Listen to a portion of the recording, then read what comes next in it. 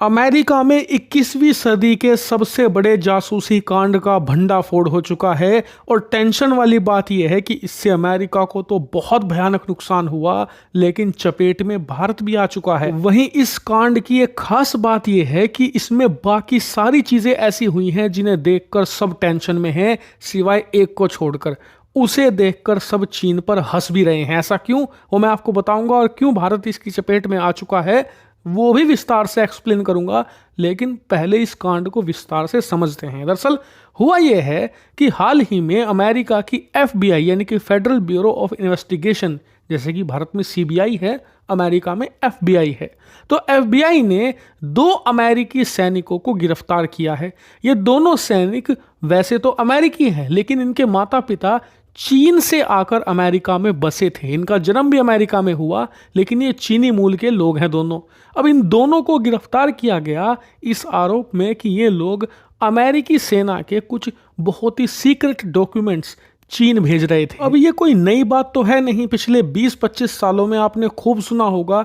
हर साल हर कुछ महीनों के बाद ऐसी खबरें आती हैं कि जो अमेरिका में ये आदमी गिरफ्तार हो गया, ये चीन को कुछ खुफिया दस्तावेज भेज रहा था, या ये फलाना आदमी चीन को अमेरिकी कंपनी के सीक्रेट्स बेच रहा था। तो ये कोई नई बात नहीं है। लेकिन हाल ही में इन दोनों आदमियों को अमेरिका की कोर्ट में पेश किया गया और वहां पर कई सारे डॉक्यूमेंट्स खोले गए, जिसके बाद पता चला कि ये कोई आम मामला नहीं है, बल्कि अमेरिका में 21वीं सदी का यानी कि पिछले 25 सालों का सबसे बड़ा मामला है। ऐसा इसलिए क्योंकि मामले में पता ये लगा कि ये दोनों आदमी, जिसमें से पहला था सार्जेंट जियान झाओ, दूसरा था लेफ्टिनेंट लियान तियान, यानी कि जी हाँ, एक तो सार्जेंट था अमेरिकी सेना का, दूसरा लेफ्टिनेंट था, और ये दोनों अमेरिका के वॉशिंगटन राज्य में तैनात थे।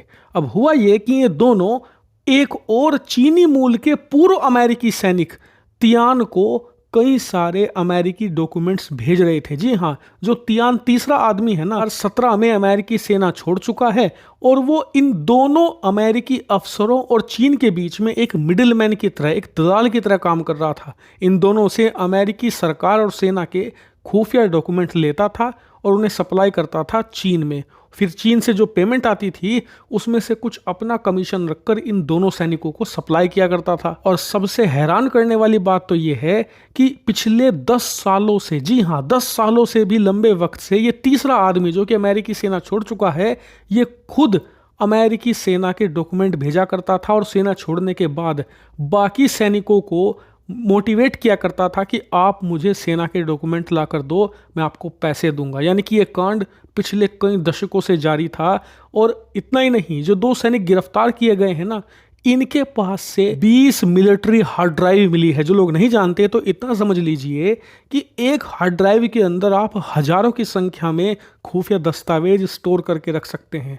20 हार्ड ड्राइव का मतलब है लाखों की संख्या में इनके पास फाइल थी जो ये भेजने वाले थे। अब आप अंदाजा लगाइए कि इससे पहले ये क्या क्या भेज चुके होंगे। इतना ही नहीं, अमेरिका की खुफिया एजेंसी CIA और FBI ने जब इनके ईमेल चेक करे तो वो हैरान रह गए, उनके तोते उड़ गए। ऐसा इसलिए क्योंकि ये लोग पिछले कई दिनों से ऑफर दे रहे थे चीनी सरकार को कि हमें अच्छे खासे पैसे दो, हम तुम्हें अमेरिकी सेना का हाईली इनक्रिप्टेड मिलिट्री कंप्यूटर ही दे देंगे। जी हाँ, आपने सही सुना, मैं यहाँ पर बात नहीं कर रहा अमेरिका के किसी फाइल की, किसी खुफिया दस्तावेज की।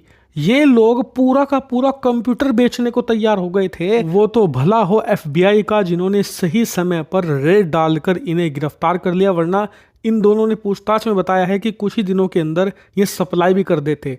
इतना ही नहीं, पिछले कुछ दिनों में इन्हें रिसीव हुए हैं चीन से $15,000, और इसी पेमेंट के जरिए इन्होंने पकड़ लिया है इन दोनों अफसरों को। इतना ही नहीं, मैंने वीडियो की शुरुआत में बताया था कि इस जासूसी कांड में भारत भी चपेट में आ चुका है। तो ऐसा इसलिए क्योंकि चीन इन दोनों अफसरों से पिछले कई महीनों से एक खास हथियार के बारे में जानकारी चाहता था, जो था स्ट्राइकर आर्म्ड व्हीकल। इसके ऊपर आप देख सकते हैं, यह है स्ट्राइकर।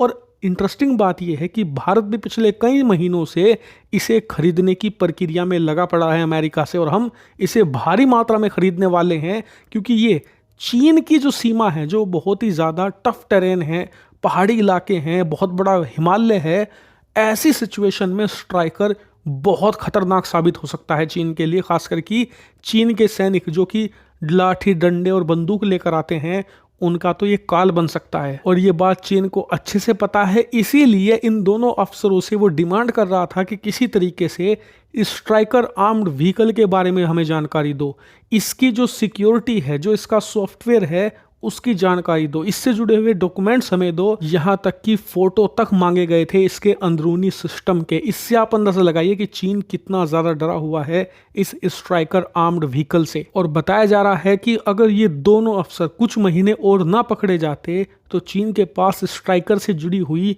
तमाम जानकारी पहुंच भी चुकी होती, जो कि भारत के लिए बहुत खतरनाक साबित हो सकती थी। लेकिन अब आते हैं सबसे मजेदार किस्से पर। दरअसल इसी पूरी इन्वेस्टिगेशन में एक चीज ये भी पता लगी जिसे सुनकर पूरी दुनिया चीन पर हंस भी रही है।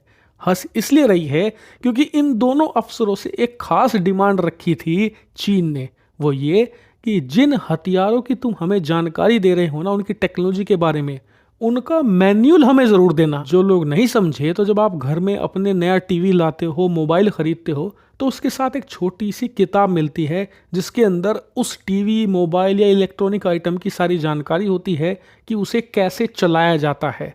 ठीक ऐसा ही मैनुअल होता है कुछ हथियारों का, उन्हें ऑपरेट करने के लिए।